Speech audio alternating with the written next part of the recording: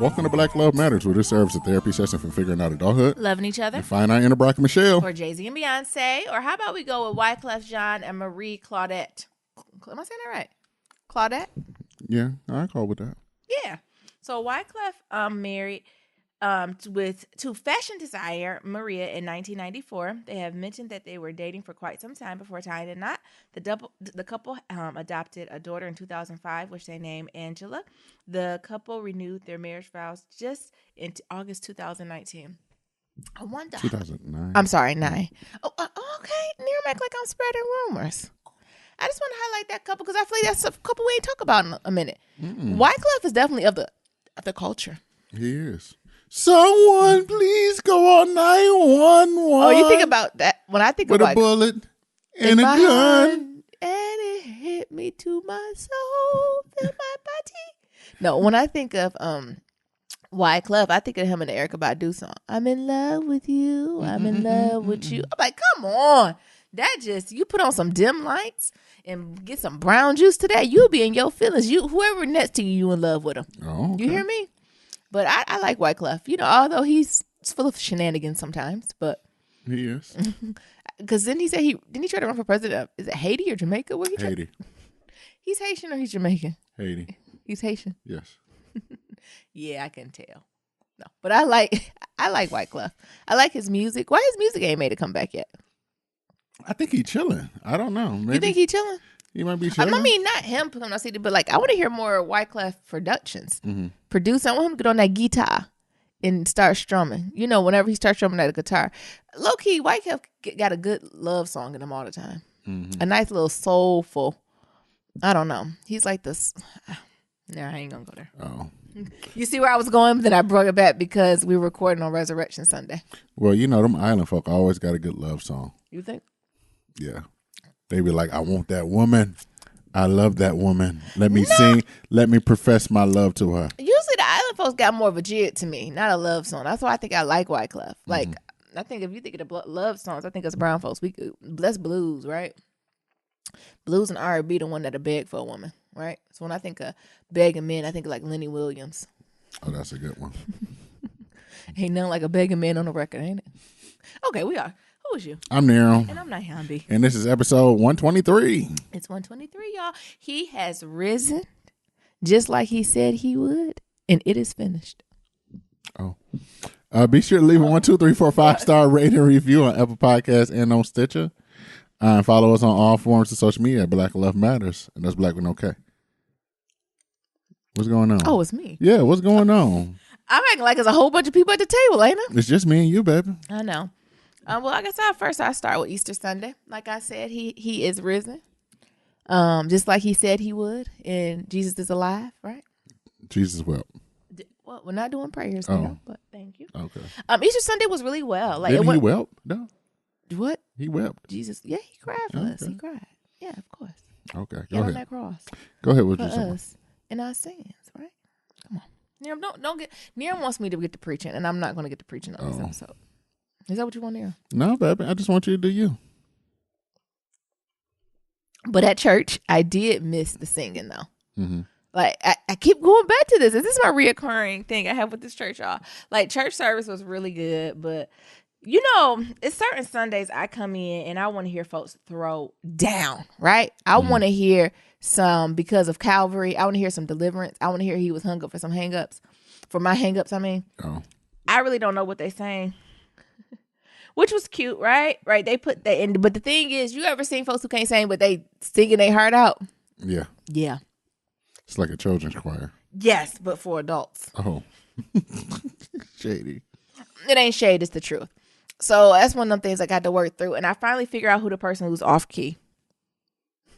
Because they could put the mic right in front of her this Sunday. Oh. I was like, oh, you flat. It's not the dark-skinned one? No, it's the light-skinned lady. Oh. Y'all know what I'm talking about? Well, they had that French roll. The one with the tambourine? Yes, she tear down the tambourine. She tear down the tambourine, but that key, when I tell you sis is flat. Ooh, I'm glad I ain't going today. You know, it'd be like, oh my goodness. It's to the point where it's like, you got to hear yourself being flat, right?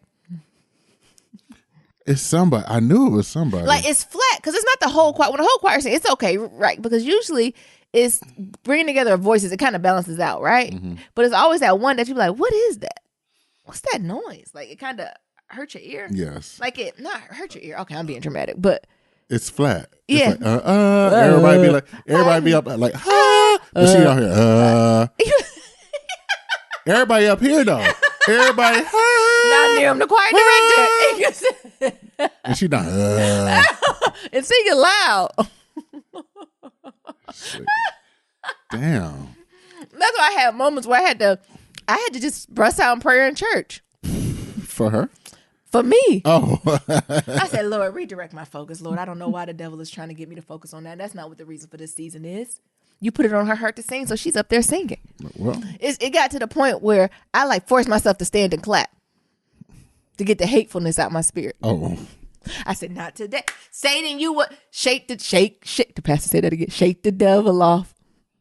And guess what one of the old ladies from the church said? Because you know our church is a call and response. So he said something about shaking the devil off. And he was like, I remember as a kid, we say shake the devil off. You know that song? Shake the devil off. I've heard of it. Yeah, I mean, I ain't never. That's beyond. I'm not that old. But he said that. And guess what one of the old church ladies said? What? Well, how he get on you? I said, what? I turned around and said, what? And the pastor was like, valid point. Good question. He said, that's a valid point. Good question.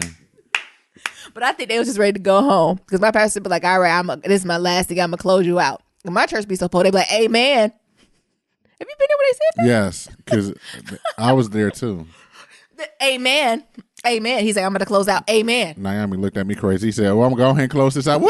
You said, amen. And people start clapping. I said, that's a little rude, ain't it? So mote it be. Come on. Bring it home. But when he started doing that, because, you know, he was just closing it out. You know how I'm assuming as a pastor, it's kind of like I shouldn't say performer, but an artist, right? So when you're in your groove, when you're talking, even when we're on the show, like how sometimes we get, not sidetracked, but other topic. Right. But I think that happened. And he was like, oh, shake the devil off. And it was like, we ain't here for that, sis. Like, and that's how we end up with like 2-hour episodes. Yes. So I think he was just, he was just in his groove, right? Easter Sundays is like the day for pastors, right? For them to flex, you know, for them to flex. This is their day, right? Like, he's like, this is the day, the culmination of it all, right? This is why we here, right? So I know a lot of times pastors, it's a good Sunday to preach. You're feeling good. So I was just letting him feeling good. So that's another reason I had to work through that singing. But when sis was so offbeat, and to the point where I had to go up and give her a hug after. Because you just know it's bad, right? So you just hugged her? Yeah. Oh. I said, hey. I ain't say nothing about singing. I can't lie in church. But I ain't sing a song. But I did miss that. Also at my church, we did something. I was telling Niram about this. Maybe this the devil was trying to jump on me and I shook him off. We do like birthday offerings. So meaning, like I said, we go to a small church. So the first Sunday of every month, whatever birthdays, this is how small it is. If there's any birthdays or anniversaries, we have them come to the front of the congregation and we like pray for them, right? In addition to praying for them, all the church members are able to give like some type of donation to them. Honestly, what we usually do is just give everybody $1. Every month is no more at max, maybe 5 or 6 people, right? If you got a heavy month, it's 10 people, right? Right. And everyone, you just give them a little $1 bill. Like I said, we had a smaller church. So you can leave, we say about $50? Yeah. And everybody can't give, right? But on average, maybe half the church would give, right? Mm-hmm. I remember when I got mine. Half to a quarter a give. So you would get like, you can get anywhere between $20 and $50 just as a little piece of pocket change, right? Just as a peace offering, right? I do enjoy that about my church because it's nice. Instead of, actually passing around an offering tray to divide it up, the pastor's like, just give what you want. If you got $1, you got a quarter. If you just got a hug, just something, right? To say we care about you. Right. Get them some lunch, get them some gas on the church. And this one, so it was first Sunday for Easter, so we did it, and it was only 3 people. But one of the 3 people came out. It's this white guy who come to our church. I think he on something. He might be on that fentanyl. Fine. We accept everybody in the house of the Lord. And he came up for his birthday. Mm-hmm. Cool, right? No problem, right? I don't see no problem yet. No. I give my $1, do all that, right?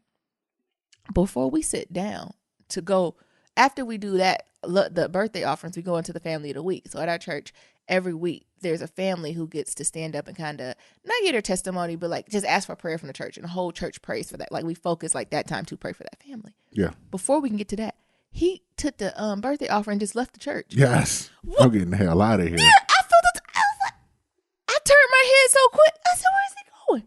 home. Shit. And I was like, I think he did that last year because I turned my head. I was like, well, maybe he go in the bathroom. He going home. Now, I almost felt a certain type of way about it. Why, baby? Because, I mean, he couldn't even get through the family blessing. Okay, if you can't stay for the word, because I know Pastor do get long with it, could you at least stay so we can pray for this family? It's only 5 minutes. No, it feels for the longer prayer than for that. the family. I've seen it take about 20 minutes. What? Remember that one woman? Well, you know, it depends whose turn it is. And when it's your turn, right? Most families keep it short, sweet, and cute, but some don't. And that's okay. One woman brought all 3 of her kids up there and everything. She said, I want this one to be prayed for. Right. And the pastor's like, well, we're going to pray for them all. Don't worry. But I should feel a certain type of way now. No. He was bold. That was bold. It was bold. Do you think he just go around to the churches to do that? Well, to all the churches that do it. Yeah. Who said all the churches do it? I mean, I think that out in this area, a few churches do it. Mm-hmm. And he know when the month is. Yeah. And he come on down. Exactly. And not even like a discretion boat towards the door. Like after we prayed over them and their money, it was like, see y'all later. Bye-bye. I was like, wait a damn minute. All this is happening on Resurrection Sunday. And it threw you off. Uh-huh. Yeah, and I'm trying to just be in my space of gratitude and, you know, forgiveness and upliftment, right? Mm-hmm. And then here it come. So that got to me. But overall, I would say the word was pretty good. Like, it wasn't more so a traditional word. You know, my pastor, y'all already know how he be. But it was more of a teaching, I would say. He was definitely talking about this idea of being alive, right? So it was going back to that Jesus is alive. And he kind of flipped it to saying, like, you know, Jesus is alive, you alive too, right? And you got to stop acting like you're dead, right? And this idea that vultures of life pick at dead things, right? So if you claim you're dead, stuff not happen, this is kind of when that energy comes at you, right? And they continue to, you know, just beat up on you. And that makes sense sometimes, right? So that's the idea of, like, say if you give in, right? And be like, oh, I'm done. I just can't do this no more. Take it. They actually see when worse stuff happen, right? Because they see it as a weakness and they continue to just kind of nab at you. So, you know, sometimes that's where he got to the shake the devil off. He's like, sometimes you even got to just shake. Just to let people know you alive, right? So if you could just moan, scream, just do something to let folks know you still alive here. So, you know, and then we also start talking about like how fear doesn't need to live kind of where you are in your space. So this idea of speaking love, power, and a sound mind. And also to stop testifying to the work of the devil, but to start testifying to the work of the Lord or your guardian architect. Ain't that something though? He got me on that one because he was like, you know, we quit to be like, the devil's doing this, the devil's doing that. And he like, but what the Lord doing? we keep putting the devil on the front page of TMZ. Was the Lord doing something? Hey. You know, just being aware of where we direct our focus, right? Where we put our energy. Not saying that bad stuff's not happening, but instead of focusing always on the bad, start uplifting, you know, the positive things. You know, that's the idea of using praise as your weapon, right? So no matter what, you know, the enemy got up against you, you know, continue to do that. And just the last thing you talked about was this idea of kind of overcoming.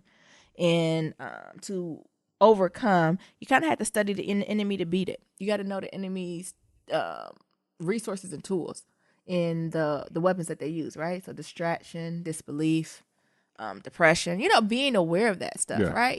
I think he took it to more of a athletic reference to be like, you know, teams that do well, they look at their opponent and see what they do.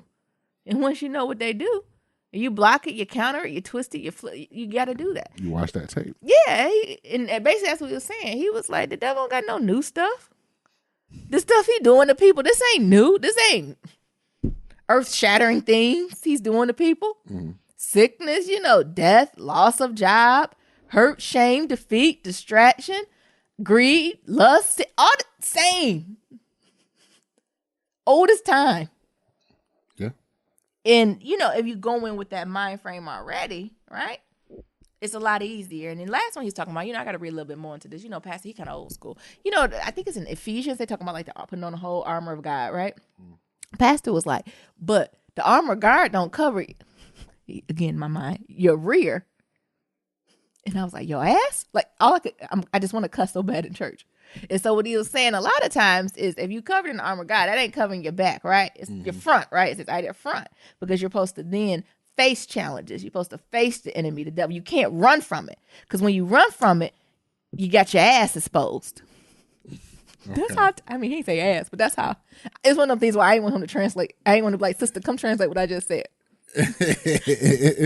You get your ass whooped. That's what. No, but he was saying like a lot of folks, when they're dealing with issues, instead of facing them on, they run from it or they turn their back to it and pretend that they're not there.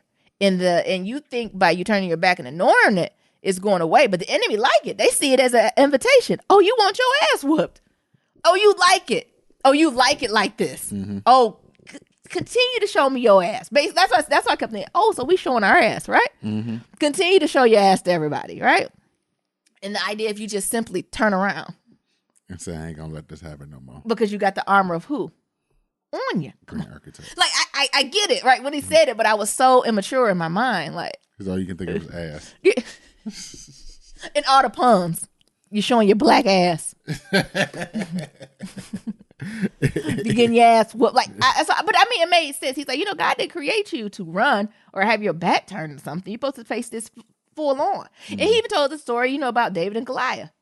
If David turned his back, I want to say he got his ass whooped, but he was like, he would have got skinned, right? He had to turn and face him for him to win. He couldn't turn and have his back. He couldn't just run from it.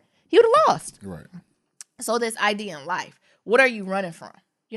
And what do you need to do to stop and turn yourself to face that, right? Because if the idea is there's no fear lives here, there's only power, sound, mind. What you scared of? And then if you're scared of all this stuff, you know all these things, you're dead then. And you still moving in fear and hurt and shame as a Christian, you're dead then. Because all this stuff that you know and allegedly believe, what's the purpose of it? And the vultures see that. So you a sleep Christian, right? You sleep in it. That's the perfect folks to prime on. Like, so, he tied it together cute. He kept it cute. Some of the stuff, though, I had to write down. I said, I had to refocus. He kept talking about behind. Because, it's children in there. So I don't even think he said, wanted to say butt. So he's like, rear the butt. I mean, the ass. That's what I want to hear. Too much. Yes. And then dinner, we pulled dinner together somehow.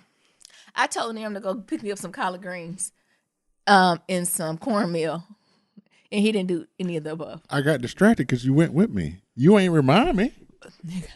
Do I have to remind you have to eat? You ain't remind me. Nero, can we get on that supplement?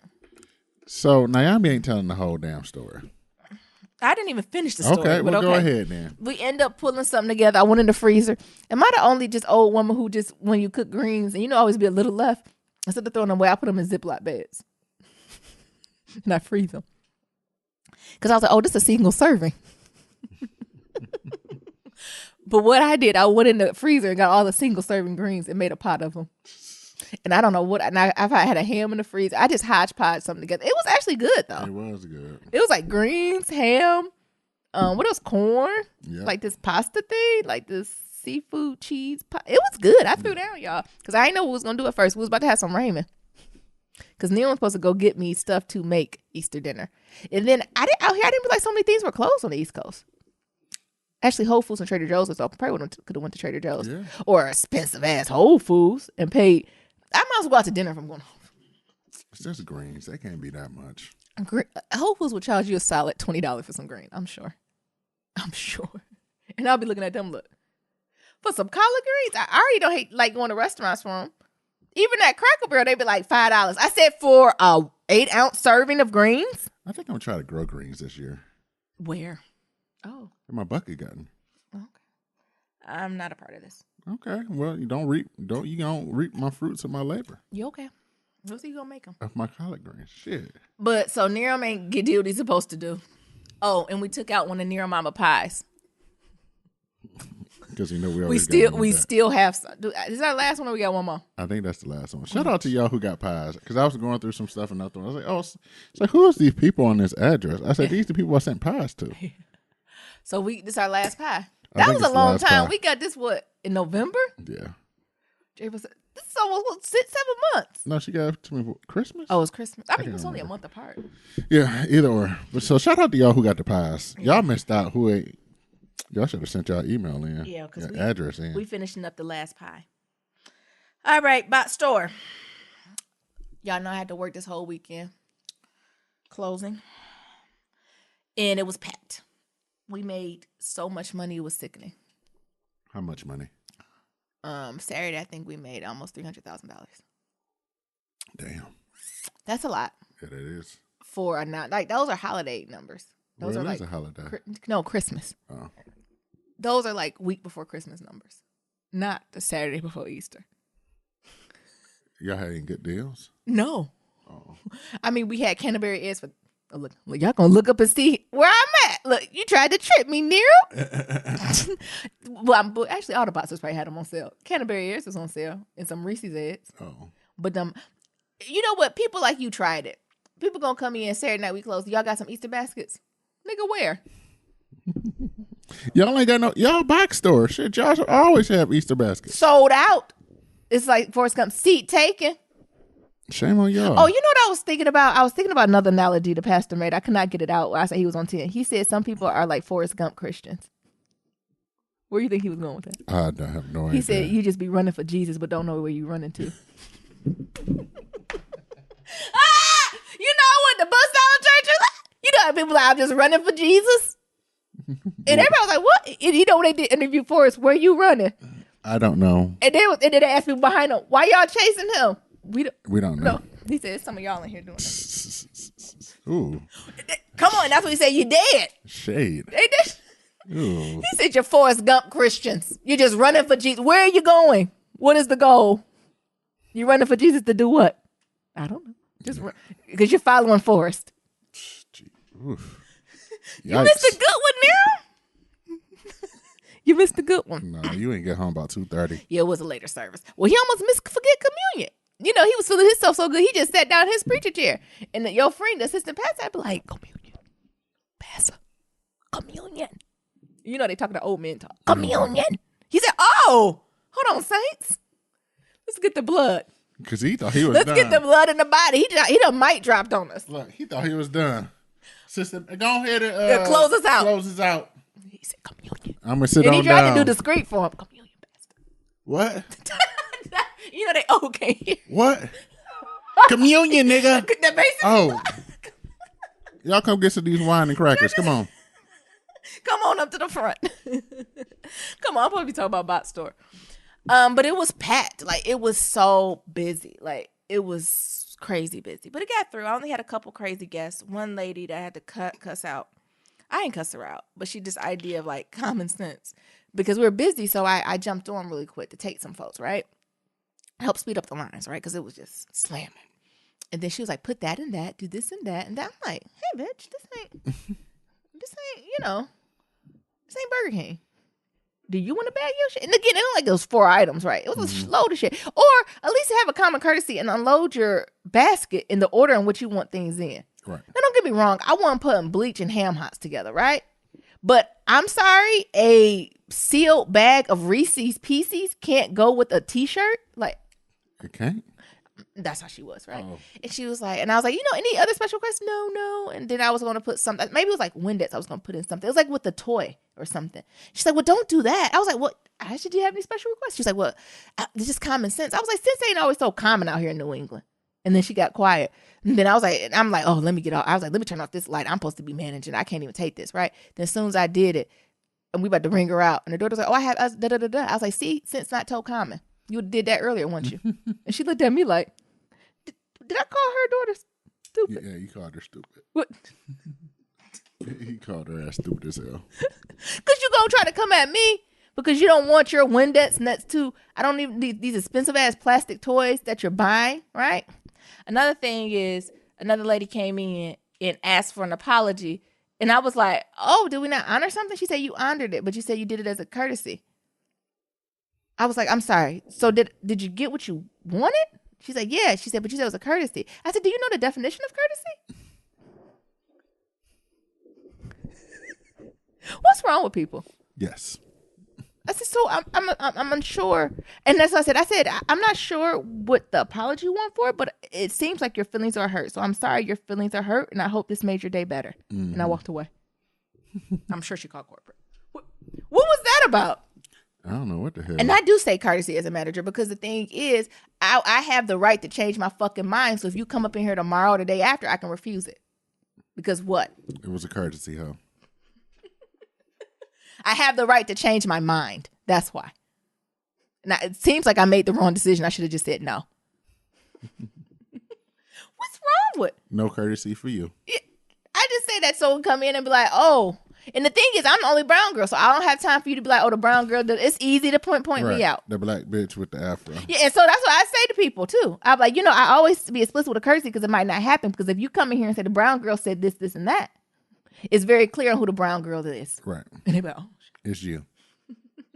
Oh, okay. So know that this was just done in this moment, in this space and time. Next week it could change. Hell, in the hour it could. Right. So I had to deal with that. But lastly, this one's kind of crazy though, y'all. So we closing up on Saturday. We ain't get out of there till almost midnight. Store wrecked. I'm closing up. My manager over me was there. We closed and we both tired as hell, right? We had to clean up the break room because for major holidays we feed them, right? And don't worry, this time we ain't give them no ethnic food. We got them some of their good old colonizer food, grilled cheeses. Colonizers love grilled cheese. They love it. I couldn't even get none. At first I was like, oh, this is a good idea. I said, that's too much. We doing? They literally just got the griddles with spray and cheese. Cheese. He said, you don't be. I said, I'm going to eat this sealed chip. And this sealed Snapple. This sealed bag. Because I can't be fucking with y'all. Unless I'm the first one in there. Or guarding the station. Anyway, we were closing. And it was just me, my boss, and another manager. So, because 3 of us have to stay to walk the whole store to close it. And we hear, before we about to put on an alarm to the store, we hear, hello. I said, God damn it. And I'm in my head, I'm like, he is risen. It is. First of all, it's a full moon. Oh, I'm going to say he coming to the if it's box. The Lord, if it's my Lord, let him in. Let him in. Okay. But I'm thinking now he is risen. Actually, it's a full moon. Mm-hmm. There was a lot going on. It's Mercury in retrograde. It's a full moon. He has risen. Communion, rent is due, a lot, right? April Fool's Day, all that stuff. It's one of our team members, right? Somebody we know, cool people. We oh my goodness. I'm thinking maybe car not started, need a ride, need to use a phone, basic stuff, right? I'm already volunteered. Since I'll take you home because we're not staying out here with this car tonight. Right. We're going home. It's after midnight. And she was like, she breathing hard and shit. I'm like, you all right? She was like, I went in my car and everything was shifted. Bitch, what are you talking about? All my seats were pushed up. All my things from my glove commander was pushed. I was pulled out. The thing was open. All the what's the armrest thing was up. The console. Yeah. Everything was shifted around. I said, It still ain't connected to me, nor anybody. Mind you, I'm probably the lowest ranking manager there now, asking the question. Mm-hmm. What's happening? I said, okay, because they ain't say nothing. She said, I didn't do it. And then it was a white boy there. He said, did you leave your door unlocked? No. I was like, you sure? She said, I did it because this happened to me the other night, last week. And I was like, oh, I probably left my door unlocked because y'all know we bought on colleges. And some kids probably seen it and messing with me. She said, I explicitly remember locking my door and I'm the only person that have another key to it. Oh, shit. Ooh. In our store, we didn't have nobody coming in. The AP ain't there. So we can't even review footage till the next day. To see what's going on. So she was like, what do we do? I said, do you want to call the police? She's like, no, I need to go home to my kids. I don't have time to call the police. I can do that later. I said, all right, get the box cutters. Mind you, why is Nayan be doing all the talking? I'm not my boss actually should be doing all this. You can take the girl out the hood. And everybody was like, what? I said, get the box cutters. We're leaving. And they're like, huh? I said, we're leaving. Lock up the store, but everybody get a box cutter. I was like, leave a note for AP, for security, and let them know we taking these box cutters. I mean, they don't keep track of the box, but let them know. So when they see us on camera, they're like, it looked like we was planning some shit. I'm sure from looking at the camera, they're like, what are they talking about? Then all of a sudden we grab box cutters. Oh, y'all niggas got box cutters. I was like, everybody get a box cutter. And they put on the line. We all looked at it. They was like, what we doing? I said, follow me. And so it was me. Why am I leading the crowd? I said, I'm from Detroit.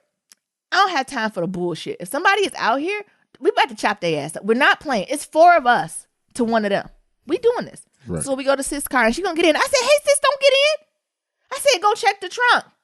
Check your back seat. Hit the lights on. I told the boy, look under the car. I got them all doing this stuff. And I got me and my manager, we'll stand by with the knives. And so they did it. Nobody get in. I said, now get in your car, sis. I said, all right, now you follow us 3 to the next person's car. Then we did it for that person. Mm-hmm. And then now we got 2 cars. So then the 2 cars follow the next 2 people to the cars, right? Mm-hmm. And of course, who the last one? You. Yeah. I said, now y'all cars follow me to my car while I'm looking in. I said, if you see anyone, kill them. Or just run them over. And then we headed out. What the hell they was looking at me? What we supposed to do? What, we gonna just sit in here? I hope that nigga ain't follow you here. What, he can get these? What are we gonna do? I feel like, and it was a long word there. I feel like, where are you? You want to do this? Come on out. Show your face. Where the fuck you at? Let's play. I ain't got time for this shit now. It just instinct took over. Trying to go home. I'm trying to go home. I'm tired. I've been in this bitch almost 10 hours. I'm ready to go. It sounds like a crime of passion. Now that I think about it, I wanted to be like, girl, you got you a boo or something? A stalker? A stalker? Didn't it sound a little stalkerish? That is very stalkerish. Ain't that creepy? Mm-hmm. I ain't never had that happen. Actually, I told Niram, I didn't realize how scary it was till I got home and told Niram. Then I remember one time I was going through something and Niram like left a little love note and piece of candy in my car. And I got scared. And it was like, I just know I'm thinking about and I love you with a kiss. I said, who this? It scared me. It scared you, baby? Yeah, it felt like a ransom note. Like, it felt like somebody, that shit is scary. And I knew who it was from. So I couldn't imagine getting in my car and it's the poltergeist in there. And it was. Like, you could tell stuff was shifted. Like, it didn't look normal. Mm-hmm. So either somebody did that or she's ticky. Either way, I'm ready. Either way, somebody can get a box cutter. Are we? Oh, and the last thing with the box store. So we looking for the car attendant before we go out. I thought he just left early. You know, he came to us and told us. What? He said he got distracted because he was chasing this box down by Best Buy. Uh-oh. I said, go ahead and clock out. What box? I don't know. Like a liquor box. I don't know what it was. Because we told him to clean up the parking lot. Uh-huh. And he probably was trying to grab the box and the wind kept catching it. I said, go clock out. So he chased it for an hour? Go clock out. I said, you almost got left. Because I assumed you were home. That was the bot store. What's your thoughts on the last one there? Am I correct? I should not have did that. I had time. I asked her if she want to call the police. Because you're going to have to, like, do you want to call the police? You either got to call the police or you got to fight for your life. Yeah. Did anybody text her, make sure she made it home? Don't do that near him. Because if that woman done died, I'm going to be the first one to holler at the funeral. You protected? You got it to the car? I got it to the car. I asked her. I said, do you want to call the police? And you know we out here in the white ass. We've been in the bot store all night. Actually, maybe not. They probably would have been quick. Mm-hmm. But I don't. What they need footage, right? Like, right. She really. Like what I was like, girl, you need to come on the next day, get this footage, and see what's going on. And then if nothing going on, I want to pull my manager aside to be like, you might want to keep a watch on sis. Yes, you might want to. So something has to be an outcome of this. Yes. What is the outcome? I don't know. I'll find out. I don't work till Tuesday. Oh. And I'm asking. What happened? I gotta be aware of my surroundings. Right. Come on. All right. You still got the box car in your car? Yep. I left it in my glove compartment. Oh, okay. Yeah. I'm sorry. I went long, didn't I? I thought he had a little bit of. Well, that was Black Love Matters. Be quiet. Y'all know I gotta be up front with what I'm going through. Go ahead. I only got a couple things. You know. Oh, like mine? Yeah, very few. You know, I'm on Amazon now looking for a high visibility green or orange phone case. So it won't be mistaken for a gun. Not when I encounter the police. Jesus. So Nero. No more brown, no more black cell phone cases for Nero. Sorry. No more silver, no nothing. I'm going for bright green, bright orange, or bright pink. I'm not preferably pink and fuzzy. Right. Non-threatening. It's not you can tell it's not a gun. Yeah. So that's what's going on. Secondly, why y'all messing with Cardi B? What they doing with her now? So, you know, Cardi B done came out with that song. I haven't heard it. But I guess her ghostwriter put her on blast, but didn't put her on blast. So I guess that's disrespectful. The nigga who wrote the song, he had he recorded himself on Instagram rapping it like 4 years ago. Oh my God, He ain't take it off. And he didn't take it down. Stupid. So, I don't know why niggas tripping. Y'all know Cardi B is a figment of y'all imagination. I mean, all Cardi artists B is are. equivalent to Drake. It's not just Cardi B. It's Yes. all those artists. It has some form or what P. Diddy said, don't worry if I write rhymes. I write checks. Right. But they picking on her. I think also because she's a woman too. She's a woman of color. They picking on her about being pregnant. They picking on her about this CD. They just a lot. Yeah. So I really ain't got much for that. It's like it really didn't bother me. Like okay, just like anything else, I wouldn't be surprised she wrote any of the songs she got out. So I'm not really tripping. I am sad that Amber Rose and 21 Savage broke up. What? Who gonna give him his Flintstone chewables? Who gonna give him his vitamins? Who gonna give him his chewables? Who gonna remind him to drink water? I bet baby Sebastian was teaching him long division. I mean, did we think that was gonna work? Yeah, I thought. Oh, you did? Yes. Oh, okay. So. I mean, I thought it was cute. It was a look. It was a look. I don't know if it was a long-term look, but it was a nice fall look. Well, cuffing season is just about up. Yeah. So, it's time for everybody to start breaking up. I think it is up. Usually right around now. Right now, it's about breakup season. Yeah. So, now I don't hear a lot of folks getting arguments about, like, Easter and not spending with families or dodging. It's because what's the next holiday? Memorial? Oh, it's a wrap before Memorial. Yeah. But also, it's about to snow next week, and I'm kind of pissed about it. Whoa. Yes. What day? Tuesday, I Shut think. up. Tuesday. Like, snow? Hell, I seen snow on the weather app. I didn't see how much snow. I just got pissed. Jesus. I said, what the hell is this? It's a rough one. Mm-hmm. It's a rough one now. It's very rough. Let's shut her down. Jesus. Yeah. I just remember praying, let this be the last time I ever shovel snow. Did you say this year? I said this time, but I should have just... You have to be very clear. Rephrase it to this year. With your intentions. Like, even with offerings, you need to be very clear of what you want. So the Lord might be like, okay, after this, when I'm done. No more snow. No more snow. I don't want to shovel. Shovelable. Am I saying that right? Shovelable? I don't want to shovel no more snow for the rest of my life. I mean, you can snow. You don't have to shovel. So that's all I really got. It's very low key. Other than that, just working. How was your weekend? It's always. Weekend was good. Went for a long run. I did 4.5 miles. Nice. I got my first race of the year coming up in 2 weeks. So I'm pretty excited about that.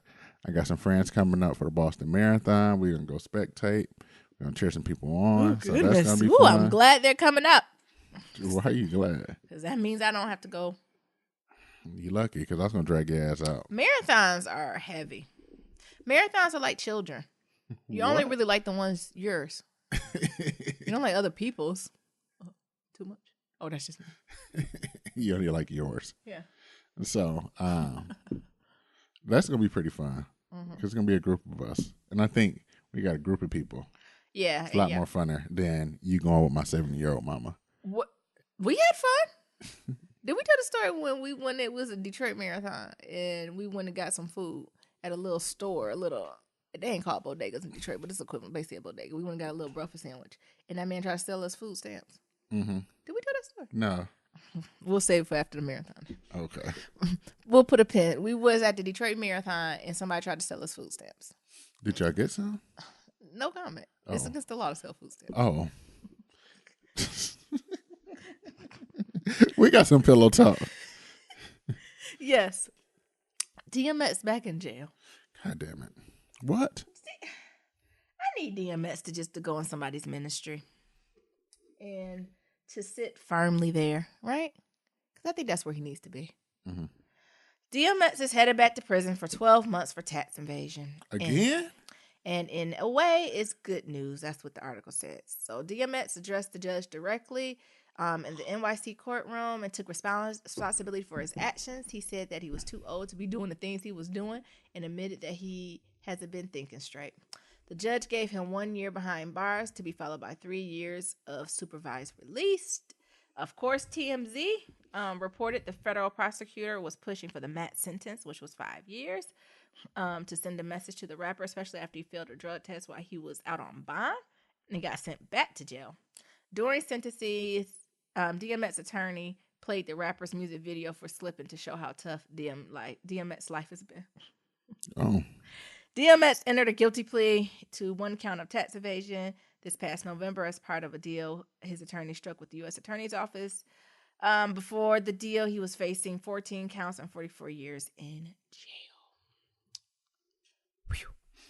That's harsh. Why did they play I'm Slipping, I'm Falling? Slipping, falling, can't get up. How did that go in church? In court. I had slightest idea. What? It was the judge 1 year. Get out, get out, get out. Get out. What did the judge was like, I don't have time. What's going on with DMX? You know that shit. He's still on that. Yes. Yeah, that he failed that drug test. I think he just really needs to go into someone's ministry. Like, he needs to go straight from rehab to ministry. Mm-hmm. And completely immerse himself. Like, why wasn't he on Snoop Dogg's The Bible of Love CD?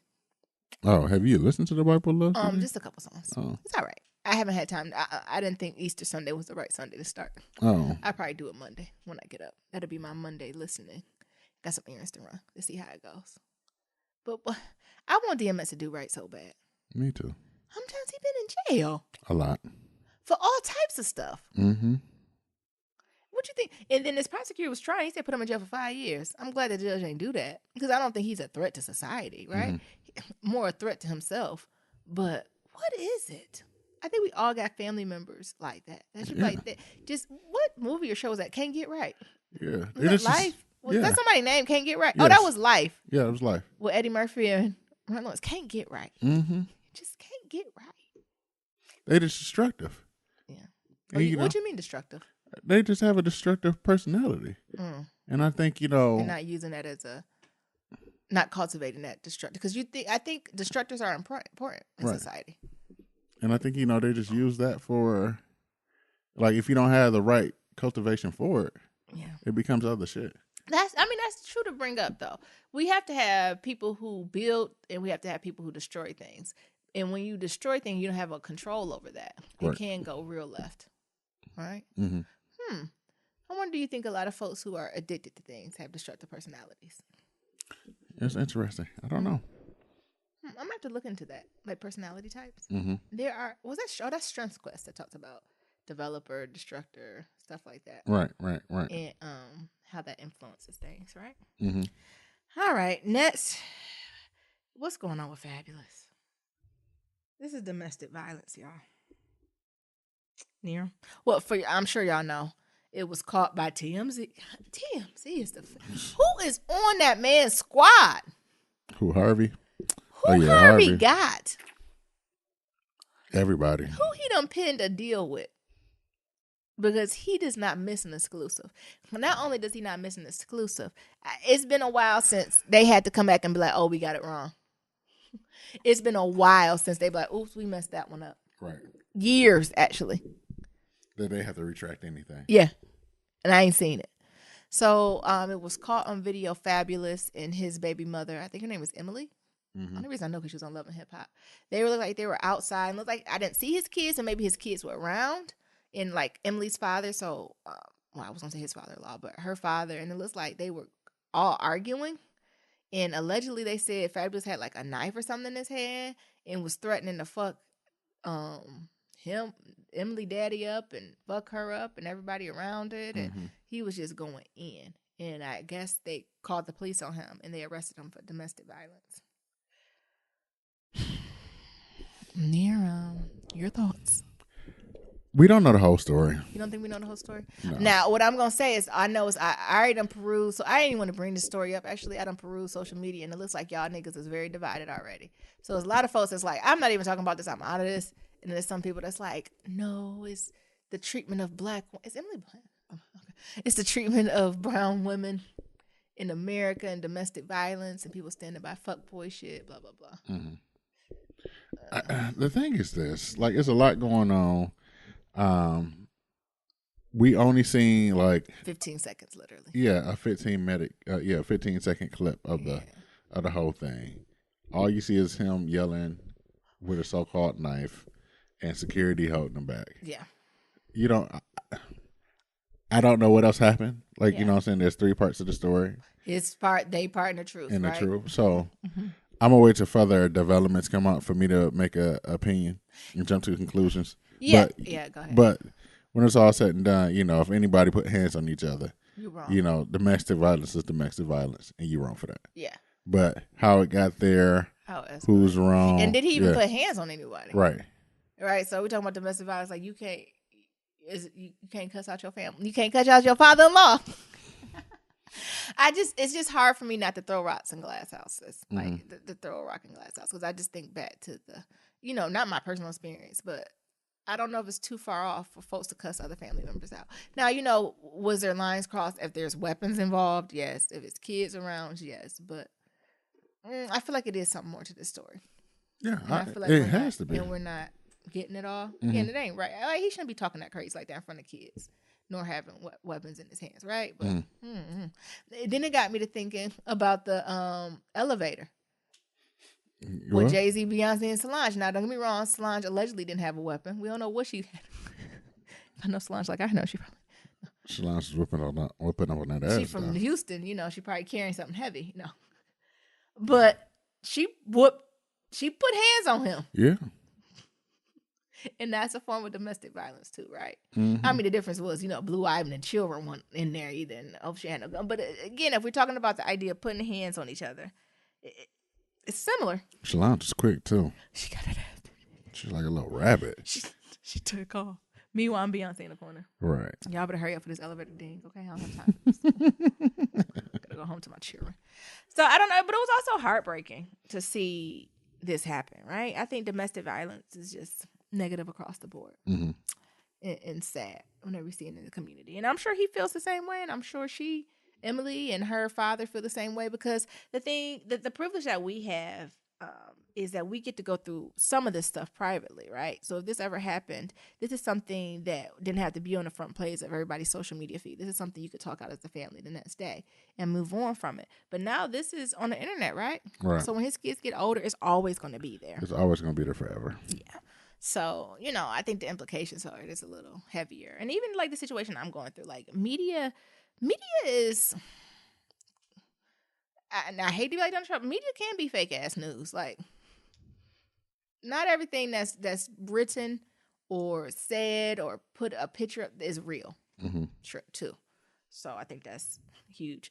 But to agree with some of the social media activists out there, there was this rapper. I don't even want to put his name out there to give him any more shine. But I guess a fan threw like something on stage, and like as soon as she threw it on stage, you could hear me say, "Oh man, I'm sorry," right? She shouldn't have did that, but she said she was sorry. Fine. The rapper got his goons, and they went and proceeded to pour water on top of her. What? Threw water at her, then poured water on top of her, and then reached in the audience and snatched her wig off. Damn.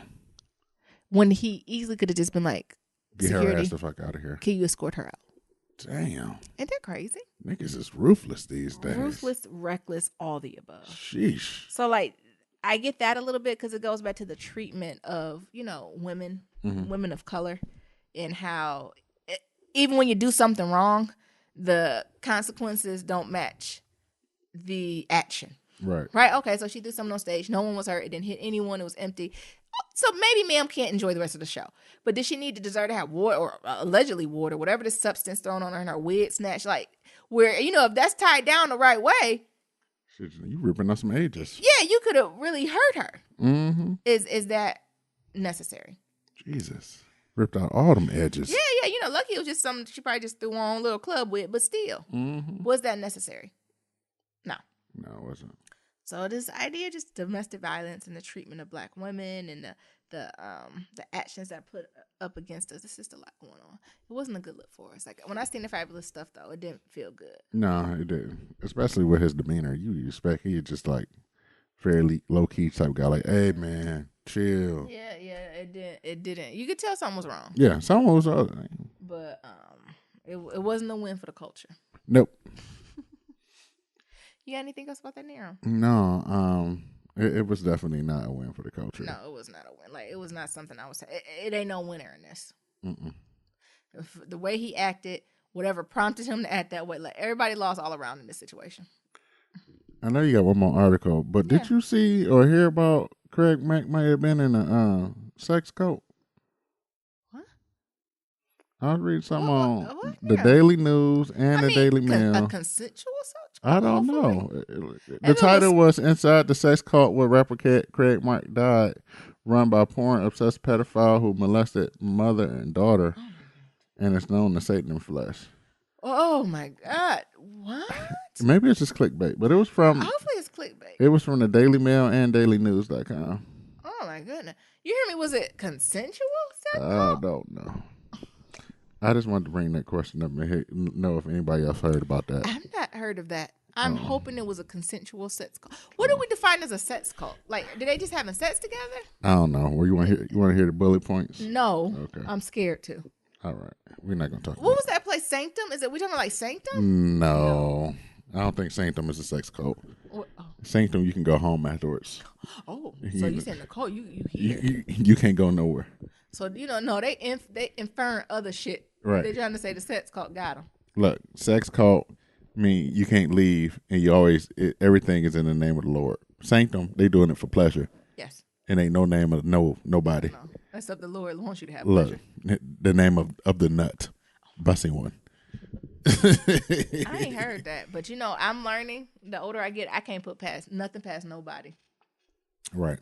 Can't put nothing past nobody in here. You hear me? All right. What else we got? The last thing I want to talk about, I found an article that's titled "Coming to Terms with Why Me." So the author goes on, which is Fran Simone, goes on to say, "Why me?" air quotes is a waste of time. So why do we continue to ask? So it says, "Why me?" No doubt, those of us who've loved ones has abused alcohol and illegal drugs have asked ourselves this question. I know many times, particularly during a crisis and in different ways. So, for example, the article will say, "What in the hell did I ever do to deserve this?" Or "Why can't my family be healthy and happy like others I know?" However, it's asked the question. This question is self-defeating. The way of thinking fuels resentment, envy, and self-pity. Toxic emotions demean and diminish us. But how do we defeat them? The author says when she found herself heading towards a pity party, she recalled the first line of the Serenity Prayer. God grant me the serenity to accept the things I cannot change. So she then goes on to how do you kind of come to terms with this why me? So instead of saying why me, they have kind of a process you walk through so you won't kind of be in it. Does that make sense? Have you ever been in a situation, and we'll go through those too, but have you ever been in a situation where you're like, man, why is this going on? Why me? Or no, are you not a why me-er? I'm not a white mirror, but I know people who have been in situations like that. Oh, okay. And just have that mindset, but I'm not the type of person. How do you navigate without it? Why me? Like, how does it work? Like, so if something happens, what is your initial thinking? My thing is this: I'm always about defying the odds and persevering through wherever it comes through me. So, sometimes I enjoy the journey more than the actual reward, or I get into the actual reward. So I think whenever something unfortunate happens, I can just use that as my fuel to the fire to get through it. Yeah. And so I can prove to whoever to be like, I'm overcoming this shit. And I think that's more or less how I come from it. Like, just being the way I've grown up and the life experience that I've been through, I've always been an overcomer. So whenever shit comes my way that doesn't fall on my chips, for me, it's already like, oh, I know I'm going to overcome it. It's just about how. Yeah. Versus other people that might be like, oh, why me? I don't know. I don't know if I think sometimes I'm a why me-er. Yes, you are. I think, will you explain why you think I'm a why me-er? No, I think, sometimes you are. You're a type A type of person. I want to say you're super pessimistic, but you can be pessimistic. What is it called? Pessimistic. Oh, pessimistic. Okay. And I think, people who are why me-ers have that, pessimistic type of attitude that, yes, they always think something bad is going to happen, but when it does happen, it's like, oh, I knew it was going to happen, but why me though? I think I try to understand the process in which it happened. So I try to understand the logic behind it. And again, as I'm getting older, I'm realizing there's not a lot of logic to some things. Some things just happen, right? Right. And you can't take so many things personal. As y'all know, I'm a very personal person. I take a lot of stuff personal, and I'm navigating through that, right? And I think through my walk, I'm learning that everything happens. You know, everything has meaning, but it might not be the meaning you tied to it, right? Mm-hmm. So I think that's where I go back and forth with like, oh, some stuff just happens, right? Because I'm thinking more of a linear. Like, oh, that happened because of this, and this happened because of that. And when I'm learning, it's not. It could be a lot more circular, right, and twisty and windy. To be like, oh, that happened 10 years ago to teach me X, Y, and Z about that. Mm-hmm. Oh, 1, 2, skip a few, right? Right. And going on that type of journey where before it was like, nah, sis, that don't make sense for this. It does not make sense in this time, space, and energy, and really working towards that. And it goes back to that perfectionist mind frame, right? Or more so, if you think you follow a certain plan or trajectory and stuff still don't work out for you, right? Mm-hmm. That's really, that can mess you up mentally. You know, I think about, you know, when I have kids, how do you prep them, right? So I think when we're younger, our parents are like, well, if you do this, this, and that, and that'll work out. Yeah, and that's not a reality. And you get a good job. That's not a reality of things. No. And how do you tell a child or people around you that like, yeah, you can do everything right and still lose? Yes. Like, how do you? I'm just saying. That's when I'm sound pessimistic. Yeah. And you get to the point where you're like, well, what the hell is the purpose then? But, you know, and I think that's where I'm at. Because it's like, hell, Beyonce wanted to win Star Search. She didn't win. And there's a reason. Come on. You know, Floyd Mayweather won. You won't Star Search, sis? I got $1 billion in the elevator for you. Exactly. Which one you prefer? You know, Floyd Mayweather wanted to win the Olympics, but that nigga didn't. But look where he at now. Yeah. And I think it's that type of stuff that where you think no matter how hard you train for something or how hard you feel like you pursuing to do something, word, and you catch that L, you don't know what's after that L. You don't know what's after that L. Yeah. And sometimes you gotta L. Come on. Exactly. And sometimes you gotta go through that L get to the real win. To get to the real win. Because what you was talking wasn't even the beginning. Right. Can you think about that like that? Well, how many people you know that got rich and famous off motherfucking Star Search? None. Some of the kids who listen don't even know what that is. Right. Hell, the what was it? Skeleton Crew? That was the most shout out they done got in years. Where the fuck they Meanwhile, on the ranch, Beyonce ain't forget. Where the fuck they at? Yep. The nigga that beat Floyd Mayweather in the Olympics. Where the fuck he at? Mm-hmm. So I just think about that stuff. The motherfucker who called Oprah dumb and stupid and told her ass she ain't had no she ain't had a look. She ain't had a talk. She ain't had nothing. They told she ain't had nothing. Where the fuck he at? Gone. So I think that there's a lot of things in life that we have to go through, and it's going to be shitty. It's going to hurt. That's a word. And you're going to feel like it's the worst thing in your life to ever happen. And you're going to be like, you don't know how I'm going to move through this. Yep. But once you get past it, you understand that. You think about it and start shouting. This is just a part of life that needs to happen in order for me to get where get to my destination. Yeah. I even think about myself, like, in my whole weight loss journey and things of that sort, you know, I ran my first marathon, and after my first marathon, the next year I had all these races planned, you know, getting all types of media shout outs, and I get in 2 car accidents in 1 year. Put me down for like 3 years. Yep. But I don't know where that came from. You know, I don't know what happened from there. Mm-hmm. And, you know, during that whole situation, I'm going through some stuff, and next thing you know, voila, my ass on Runner's World. So you just don't know. And I think a lot of people that we be so deep into it. Yeah. Like, why me? Why I'm going through this? Yeah. The world is beating me down. Yep. But you don't think about like, all right, what do I need to do to weather the storm so I can get to the greatness that I do have? Yeah, and you know I believe in the Lord. So what did the Lord have to do? The Lord had to do something so drastic to pull you out of that. Mm-hmm. That shows the miracles, right? Right. Let them work. So, you know, I think that's more or less my personality. And I'm hoping to have a testimony soon. And I think, you know, that's more or less my thinking when it comes to me. And that's why I don't have a why me type of thing, because there's so many. You don't got to why me. You got to thank you, Lord. Oh, come on. It's so many things that I've overcome that it's not a why me. It's all right, well, how I'm going to get past this? I don't know how I'm going to get past this now, but I'm going to get past it. So it's about, for me, being consistent and persistent in the battle, and so you can show resilience. Yeah. And I think a lot of people, we fail to realize that. Yeah. And, you know, like Fred D said, like, without struggle, there's no progress. So if you didn't have that internal struggle in your heart and your body and your soul, you know what progress you gonna make? Because if you don't, you're gonna have, you're just gonna be complacent. And I think that's more or less the hard part, is that you are being complacent and you're not growing. And sometimes the universe have to put this shit, put these downfalls in you to pull you out, to figure out how can you even move forward. And I think that's more or less the hard part when it comes to this. And it's so why me stuff is that, when the universe conspire to make this shit happen, it's gonna happen, but you don't know what's on the other side of that road. And I think for a lot of people, that's the hardest thing to really get through, is that we have to figure out, all right, we got this situation, but how do we move forward through it? And I think for me, like, that's just my personal thing. So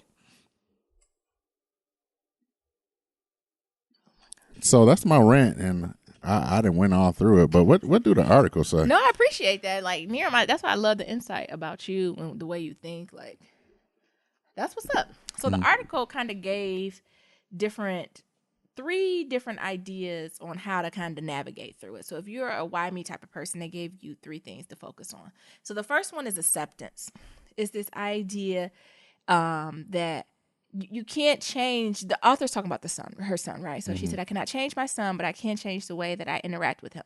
It took me a long time to accept the fact that no matter how hard I tried or how much I cared, I could not fix my son.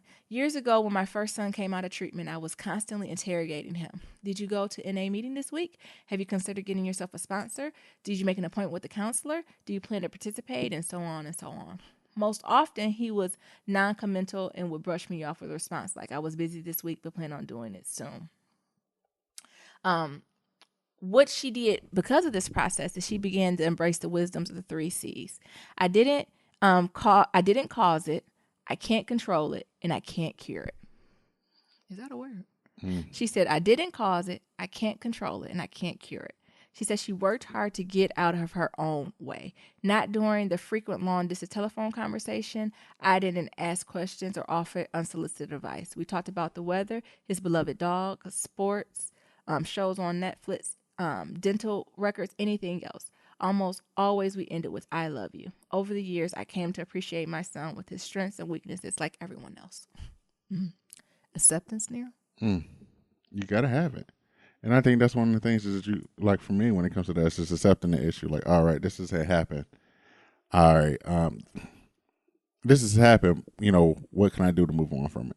Yeah. So there was a saying that we used to say at the juvenile center. It's like, accepting to move on. Yeah. And just knowing, like, whatever's going through your head or whatever is going on through your life, you just got to accept the fact of what it is so you can move on. Yeah. The next one is ditch comparisons. So she said, when talking about envy, a friend reminded me that comparison is the thief of joy. In our materialistic, competitive culture, we encourage to do better than others. Own a bigger house, drive a more expensive car, earn a higher salary. So when other family members and friends tell me about their children's accomplishments, I tend to compare their good fortune with my family's misfortune. So if I learn that Harriet and her husband, Bob, just bought a new house in a gated community overlooking a golf course, I compare that to my son's meager apartment in subsidized housing in less than a desirable neighborhood. Instead, I should be grateful that he qualifies for subsidized housing and that he has a roof over his head rather than in the street and that he can afford the rent. In other words, I have to reframe my negative self-talk. Yeah.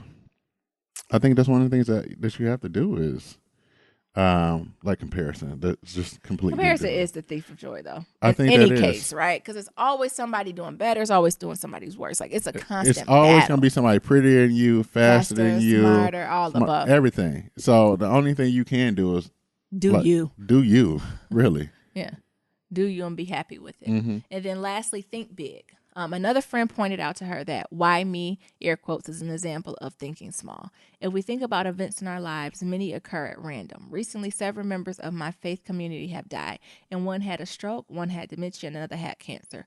All were in their 60s and in reasonably good health. The stroke victim did not have high blood pressure, diabetes. The dementia victim earned a PhD. The cancer victim did not smoke. Why them? Wrong question. It should be why not them or you or me. Disease happens, accidents happen, addiction happens. So when I get caught up in the why me, self-pity mindset, I take a look at the bigger picture and count my blessings. Presently, her son is in recovery and I'm involved in a recovery program as well. We both receive support and tools to counter why me, the negative thought and attitudes and behaviors. Yeah. So I thought that was excellent, right? This idea of thing could be, that's what we're just finished kind of with your story to say. You don't know what this setback is setting you up, right? For the next big thing. Right. And you're not going to get that next big thing if you're not constantly moving forward in a positive mind frame. You know what they say? A setback is a setup. Come on. For a comeback. Oh, Lord. Come on, Deacon. Preach, Deacon. He done go. Give him water. Ushers, get some water. Give me some of that extra wine y'all got in the back. Not wine. They're going to come with them glasses of water with the paper towel over it. So I thought that was just a good article just to talk about. And I don't know what folks are going through or if other people that touch somebody, but that why me thing. Sometimes you just want to, flesh it out and put it out there. Y'all let us know your thoughts on this or why me or anything like that. All right. Kitchen Table Talk. Hey. All right. To submit a question for Kitchen Table Talk, you can shoot us the email at blacklovematters@gmail.com. That's blacklovematters@gmail.com. It reads, "Hey, Nirma Nyambi, love the show. I want to get to know y'all better. The best way I know how to do this is through music. So I want to know what's your current music rotation. Love you." Nira, you want me to go first or you? Or me? Let me open up my Apple playlist. I'll go first because I don't need all that. All right.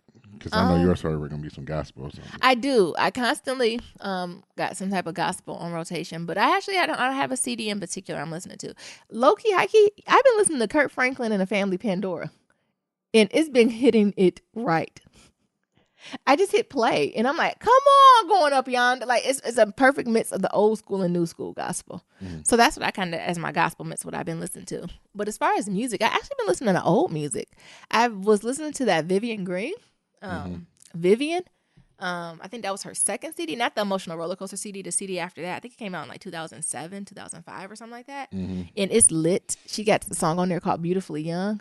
And Frustrated and Mad. Maybe I'm telling through it, right? But it's a great CD, so she's on rotation. So I've been listening to Elle Varner, her CD, that came out a few years ago. I've been listening to her. I always kind of got an Anita Baker in the background, old school, rolling in the back. But other than that, it haven't been too much music. I've actually been listening to a lot of podcasts and reading a lot of books lately. Yeah. So it hasn't been a lot of music in my background. But if I can think of CDs, I could think of Vivian Green, her second CD, Vivian. You can hit that play and go. And also Elle Varner's, I think it was her debut CD with Refill on it. Oh, can I get it? Yeah, but not that song. She got some really good songs on there that are bomb. I've been listening to that. I just been liking that feel, right? That almost that spring, windows roll down. Right. That type of energy. It almost maybe. I'm sorry, keep going. You know what I've really been in the mood to listen to, but I still haven't decided if I've forgiven her yet. What? Chrisette Michele. Oh. I can go back to Chrisette Michele first CD. No, you can't forgive her yet. I don't think I can, but I really feel like I'm in the mood for that. Like Golden. That's the type of stuff you got to bootleg. You can't give her the money. I already done bought the CD years ago. I know. That's before. And that's when you have to buy CDs, honey. Mm-hmm. Yeah, but but that type of energy, that's what I'm looking for, like that kind of bluesy R&B. Because I think Elle just came out with a new song. It's called Casanova, but I don't know if she's on a label or something. I think she just released it on SoundCloud or something like that. Gotcha. But it's pretty good. All right, Nir, what you listening to? I'm kind of all over the place. So I'm listening to the Prime album. Sorry, last thing. I also been listening to Tony Bennett and Lady Gaga CD. It's so good, cheek to cheek. It's so good. It is so good. It is so good. You know that, right? Yes. I'm a low-key stand for Tony Bennett, Frank Sinatra, and Barbra Streisand. Naomi wants to be in the Rat Pack. I low-key really stand for Barbra Streisand. But it's okay. She the bitch. Have you seen Barbra Streisand Instagram? No, I haven't. She's living her best white woman life. I hope to be living my best white woman life too. Because she has this one picture when she's on this chase with a rose in her hand. And she's like, a normal Saturday night. I was like, oh. But yeah, so I'm also listening. And I think that came out about 5 or 6 years ago. I think it's called Cheek to Cheek. Okay. With Tony Bennett and Lady Gaga. I'm here for it. So I haven't really been listening to music much. But what I do listen to when I'm working out, first things first, is some old Lil Wayne. What? So, Really? and not even like the shit on his CDs. I'm talking about mixtapes. So, Dedication 2, Dedication 3, those Dedication series, I really like those. The Squad Up series, I like those too. I've been listening to those. Other than that, I've been listening to Prime. So that's the DJ Premier and Versatile 9 collab. What else? Tech 9. Other than that, I've been listening to a lot of playlists. So not necessarily a specific artist. So on Apple Music, there's like this Kanye West Essentials playlist. Essentials? Yes, Kanye West Essentials. Dope. It's like all the best Kanye stuff put together. There's also this like today's chill mix that got like some Jill Scott, some Erykah Badu. That stuff is kind of dope too. So that's more or less what I've been listening to. Other than that, like podcasts, I consume a lot more podcasting than I do music. Yeah, as of lately, right? Yeah, I don't know, and I don't know it's because I'm just aiming on the music tip, but I need to go check out that Snoop Dogg CD and also Toni Braxton CD. She just came out. It was like called Sets and Cigarettes or something. I want to see a Birdman guy influence. So, I know it's some CDs I want to listen to. I just haven't had a chance to dive into them like I want to. Yeah. But when I do, I'll let y'all know. Yeah, that's what's up. Want to close this out? Yeah, well, as always, if you like to submit a black love story, and we need some, where the black love at? Yeah. Where y'all at? Submit your black love story to blacklovematters.com/love story. To submit a question to Kitchen Table Talk, shoot us an email at blacklovematters@gmail.com. To leave a comment about anything we talked about, head on over to that website at blacklovematters.com. We also got that SoundCloud, and we also got that voicemail, and that's at 508-784-1111. That's 508-784-1111. Talk to y'all later, and remember, love is ever evolving. Peace. Peace.